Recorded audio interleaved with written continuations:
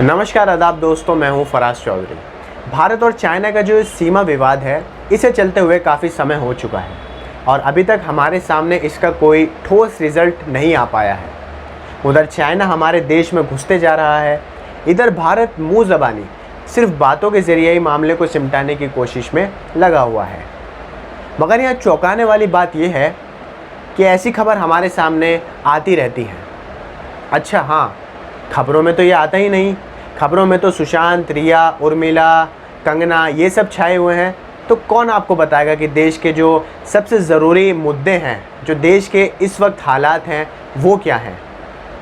खैर, जो चौंकाने वाली बात की मैं बात कर रहा था वो ये है कि एक ऐसा देश, चाइना जैसा विशाल देश, अगर हमारे देश भारत की तरफ आंख उठाकर भी देखता है तो ये बात समझ में आती है। मगर एक ऐसा देश जो हमारे देश से 22 गुना छोटा हो, क्या वो हमारी तरफ आंख उठाकर देख सकता है? क्या उसमें इतनी हिम्मत आ गई है कि वो अपनी मनमानी कर सकता है?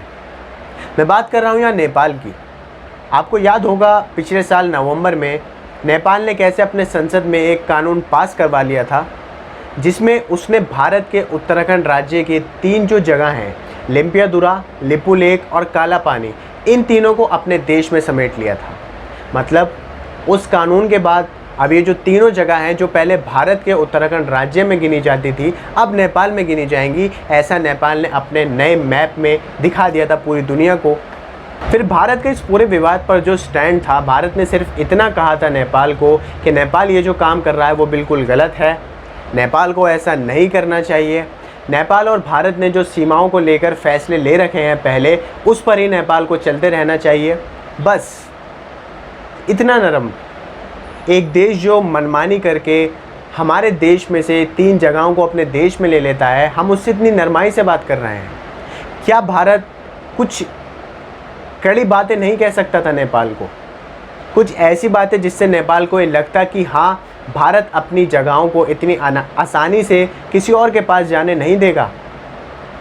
पर भारत ने ऐसा नहीं किया और इसी का आज ये फल है कि नेपाल दोबारा से अपनी मनमानी में लग गया है। मैं ऐसा क्यों कह रहा हूँ? क्योंकि नेपाल ने अपने देश में एक नई किताब जारी की है। उस किताब का नाम है Nepal's geography and territorial boundary. Education minister Giriraj Singh Pokhriyal जो नेपाल के हैं, उन्होंने इसका प्रीफेस लिखा है। प्रीफेस जो किताब के पहले पेज पर लिखा होता है किताब के बारे में, वो वहाँ के एजुकेशन मिनिस्टर पोखराल ने लिखा है और उसमें पूरी किताब में ये बताया गया है कि कैसे भारत की जो 3 जगह हैं ये नेपाल में ही गिनी जाती थी और नेपाल ने कैसे भारत से ये तीनों जगहों को दोबारा से छीन लिया है। ये किताब जो है ये 11वीं और 12वीं कक्षा के छात्रों को पढ़ाई जाएगी और यहाँ नेपाल ने चाइना वाला ही पूरा काम अपना लिया है। जैसे चाइना ने अपनी बात फैलाने के लिए सोशल मीडिया का बहुत अच्छा इस्तेमाल किया है और करता रहा है, ऐसे ही नेपाल भी अब सोशल मीडिया का बहुत अच्छा इस्तेमाल करने लगा है अपनी बात को कहने के लिए। क्योंकि नेपाल सोशल मीडिया पर मल्टीपल अकाउंट्स हैं, बहुत सारे अकाउंट हैं जो ये आवाज़ उठा रहे हैं कि भारत से नेपाल को अपनी जगह वापस ले लेनी चाहिए। नेपाल भारत से अपनी जगहों को वापस ले लेगा, छीन लेगा। इस तरह का पूरा पैंतरा है जो नेपाल अपना रहा है और कहीं ना कहीं ये बात अब साबित भी हो चुकी है कि नेपाल के पीछे चाइना का एक बहुत बड़ा सपोर्ट है। पर सबसे मजाक की बात तो ये हुई कि जब नेपाल के प्रधानमंत्री केपी ओली ने सारे बैंकों को, देश के सेंट्रल बैंक, नेपाल राष्ट्र बैंक को यह आदेश दे दिया है कि वो अब जो नए सिक्के बनेंगे, कि सारे बैंक अब नए सिक्के बनाना शुरू कर दें, ऐसे सिक्के जिसमें नेपाल का, माफ़ कीजिएगा, जिसमें नेपाल का नया जो मैप है, जिसमें भारत की तीनों जगहों को मिलाकर जो नेपाल का नया मैप तैयार हुआ है, वो दिखाया जाए उन सिक्कों पर। आप सोचिए ये कितना बड़ा मजाक है हमारे लिए और हमारे देश के लिए कि एक इतना सा देश हमें बार बार ललकार रहा है, हमारा मजाक उड़ा रहा है।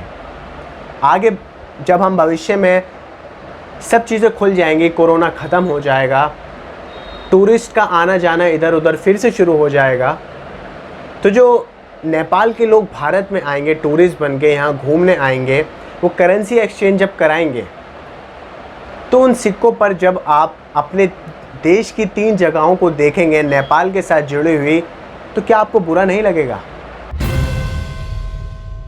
अब आप मुझे सच बताइएगा, क्या गोदी मीडिया में कहीं भी आपको एक खबर दिखी कि बार बार चाइना हमारे देश में घुसने की कोशिश कर रहा है और घुस चुका है? क्या आपको कहीं भी मीडिया में एक खबर सुनने में आई कि नेपाल अब भारत की तरफ आंख उठाकर देख रहा है, भारत का मजाक बना रहा है पूरी दुनिया में? आएगी कैसे? सारी गोदी मीडिया तो टीआरपी की दौड़ में भाग रही है और सबको फर्स्ट आना है, लास्ट किसी को नहीं आना है। सबको टीआरपी बहुत ऊंची ले जानी है ताकि बड़े बड़े ऑफिसेस बन सकें, रंग बिरंगे स्टूडियो में बैठकर ड्रामेबाजी दिखा सकें आप लोगों को, आप लोग भी अपने टीवी के सामने हंस खेल के खुश रहें। तो मैं अंत में प्रधानमंत्री नरेंद्र मोदी जी से ये आग्रह करता हूँ, विनती करता हूँ कि चाइना पे नहीं, कम से कम नेपाल के मुद्दे पर तो आंख उठाकर देख लीजिए। कम से कम नेपाल को तो रोक लिया जाए कि वो हमारे देश का, भारत का पूरी दुनिया में ऐसे मजाक ना उड़ाए। नमस्कार।